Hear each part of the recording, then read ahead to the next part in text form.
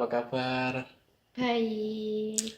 Sebelumnya perkenalkan, ya nama aku Bima, aku asal dari Jombang dan ya kali ini saya akan menjadi konselor kamu buat cerita. Boleh kenalan dulu siapa namanya, asal dari mana? Perkenalkan nama saya Lingga Mayang Puspa, bisa dipanggil Lingga. Asalnya dari Mojokerto. Mojokerto. Lalu untuk kegiatan akhir-akhir ini lagi ngapain aja? Untuk akhir-akhir ini aku cuma kuliah aja sih, kuliah pulang gitu Kuliah aja. pun. Oke, jadi sebelum Mbak Lingga cerita lebih lanjut, saya akan menjelaskan ya tentang proses konseling ini. Jadi nanti Mbak Lingga gak usah khawatir, minta mau cerita apapun, karena di konseling ini ada asas kerahasiaan. Pokoknya semua rahasia Mbak Lingga aman lah, seperti itu. Baik, saya mengerti. Iya, untuk konseling pada sesi pertama ini, ya mungkin akan dilakukan selama 1 jam, bisa lebih bisa kurang, tergantung saya sama Mbak Lingga juga, seperti itu. Dan mungkin kalau pada sesi pertama ini belum puas atau belum cukup atau belum sesuai dengan tujuannya, ya bisa diatur lagi untuk pertemuan selanjutnya seperti itu. Baik. Ya, Ya. boleh cerita, silakan. Nah, jadi tujuan saya datang ke sini kan mau konseling mengenai masalah saya.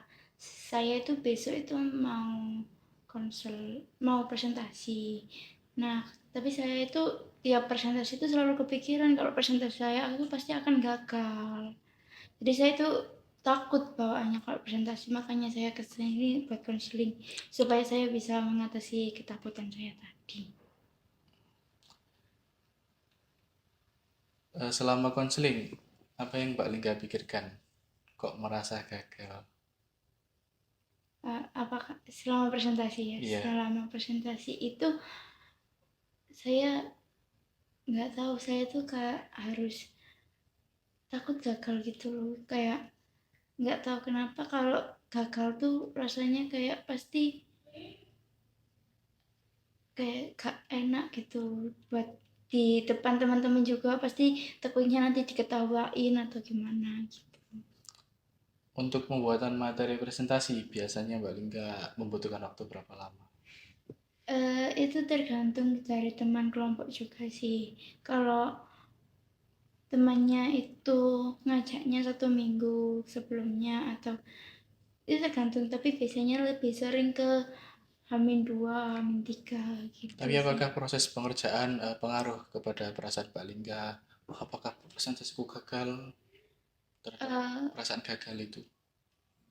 Mungkin iya, soalnya karena saya tuh takut materi yang saya berikan itu salah, karena kan yang presentasi itu kan kita terus kepada teman-teman yang lain, dan dosen itu kadang itu kayak nggak menjelaskan lebih lanjut, nggak ini, takutnya tuh aku memberikan materi yang salah malah teman-teman jadi tersesat semua. Aku takutnya tuh kayak kalau gagal itu pasti kan yang kena bukan cuma aku aja tapi Iya, teman-teman yang lain juga gitu sih. benar-benar. Lalu apakah ada faktor dari teman nih yang membuat Mbak Lingga pada saat presentasi merasa gagal? Soalnya tuh juga saya apa enggak sih, kalau ke teman itu mungkin lebih ke audien. Kalau teman presentasi itu enggak, tapi kalau ke audien iya. Jadi kayak kalau ke teman-teman kelas itu kayak mereka kan apa memperhatikan kan. Jadi takutnya tuh kalau apa kalau diperhatikan itu bawaannya tuh pengen lebih bagus gitu. Terus jadinya tuh kalau gagal tuh pasti kayak bakal ngecewain banyak orang juga gitu. Kalau begitu, Mbak Lingga pernah berpikir nggak kalau teman-teman sekelas Mbak Lingga mengira bahwa presentasi presentasi kamu gagal? Enggak sih, enggak, mereka enggak pernah bilang. Lantas kenapa Mbak Lingga berpikir bahwa Mbak Lingga takut gagal dalam presentasi itu? Padahal Mbak Lingga kan ya tadi sudah menjelaskan bahwa ya sudah mempersiapkan lah. Semakin panjang persiapannya, semakin apa rasa takut gagal itu semakin sedikit. Tapi kenapa kok tetap merasa gagal itu? Soalnya ya kenapa ya takutnya itu nanti pas presentasi itu kayak kagok gitu loh, kayak nggak bisa ngomong atau gimana. Takutnya tuh malah bikin temen yang presentasi juga itu malah mereka udah melakukan yang terbaik tapi aku malah merusak apa yang mereka bangun dari awal. Oke, oke. Tapi apakah setiap Mbak Lingga ini Mbak Lingga memposisikan sebagai audiens dan anggaplah satu teman kelas Anda itu melakukan presentasi dan dia bicara kagok tapi materinya itu benar-benar tersampaikan. Apakah ya itu juga termasuk gagal? Kalau bicara tentang takut kagok. Menurut saya enggak juga sih. Apa kalau selama materinya itu berhasil tersampaikan ya itu sudah cukup berhasil sih. Nah, terus alasan apa lagi Mbak Lingga kalau sudah mendengar apa sebab-sebab tadi, alasan Mbak Lingga tetap takut merasa gagal selain itu? Kayaknya cuma itu sih, saya cuma takut kalau materi yang saya sampaikan itu salah dan apa kayak kurang sempurna atau bagaimana. Iya kan pastinya di setiap akhir presentasi pastinya ada kan sesi diskusi kan. Iya. Lah dan dosen juga biasanya menambahkan dan juga ya mungkin Mbak Lingga tahu lah kita tidak ada yang sempurna dan Iya. kita tidak harus sempurna dalam melakukan presentasi itu karena pasti adanya sesi diskusi dalam kelompok itu dan pasti ada tambahan dari dosen di akhir seperti itu.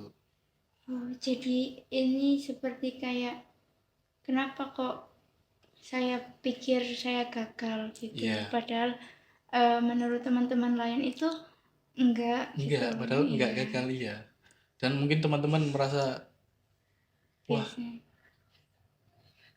padahal teman-teman mungkin teman-teman Mbak Lingga merasa penjelasannya Mbak Lingga bagus, tapi mungkin nada bicaranya Mbak Lingga yang agak ya bisa dibilang kagok, tapi teman-teman Mbak Lingga Hmm, itu bagus nih apa pemaparan materinya gitu.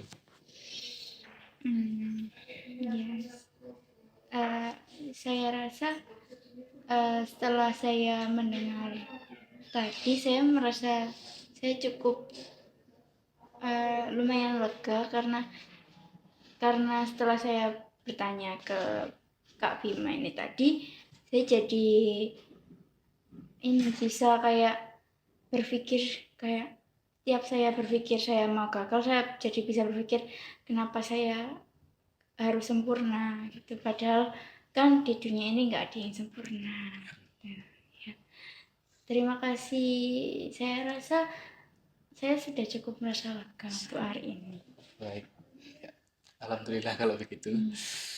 Baiklah kalau ya Mbak Lingga mau mengakhiri sesi konseling pada kali ini, baiklah.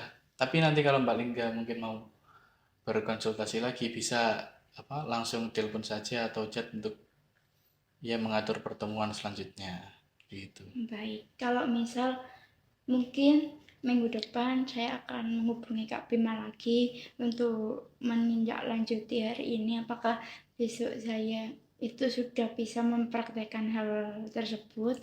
Kalau misal sudah saya nanti akan hubungi selanjutnya lagi. Kalaupun gagal pun saya akan menjadwalkan sesi konseling selanjutnya. Ya, terima kasih. Terima kasih. Ya.